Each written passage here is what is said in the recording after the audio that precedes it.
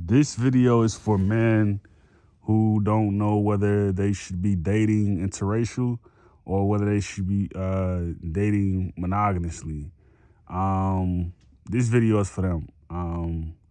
I feel like when you're choosing a woman, she has to know exactly what it is that you're about, what it is that you want, what it is that you've completed as far as your goal set, and what it is that's going to press you to do even better. Um, to me, I think a lot of men only get with white women just to exploit the comfortability that goes with living. That's the only reason they get with them, because there'll always be a mechanism to do wrong. There'll always be a mechanism to get away with, doing wrong. You can't do that with black women, because black women will hold your feet to the fire, because there's a culture element there. When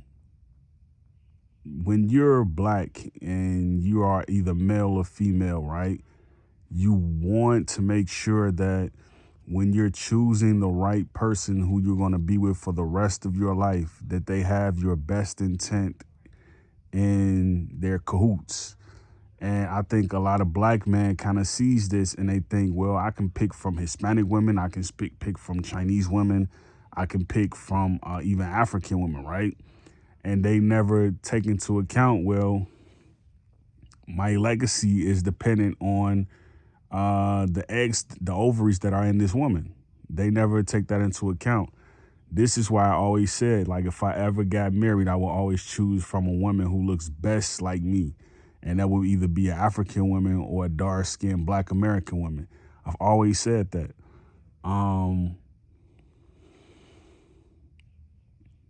But a lot of women, they've been caught up into this idea where they've kind of went along with being a suit for white males, and white males have shown over a time in history where they've only used women to accomplish some political method or some political idea. It's never been about the better half of the community or the better half of accomplishing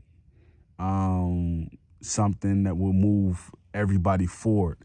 It's always been an idea is to like take, and this is also how white women have been, where they will marry a man, and whatever the man has, they'll take the assets in court. And this is exactly what white males have been doing. They've been taking the assets in court. I think it was Holly Berry or something like that, or one of these actresses, that had to pay their white male counterpart assets in court, and she had to pay like child support and stuff like that. Like, so to the white man, you know what I mean? So you got to be very careful about how you see things and how you choose things when you're trying to like really choose the right mate. So they get caught up into that bubble. I wouldn't encourage interraciality. I wouldn't encourage relationships out of monogamous relationships. I will only encourage men to be with women of their ilk. So say if you're a Ghanaian, I will only encourage a Ghanaian to be with the Ghanaian.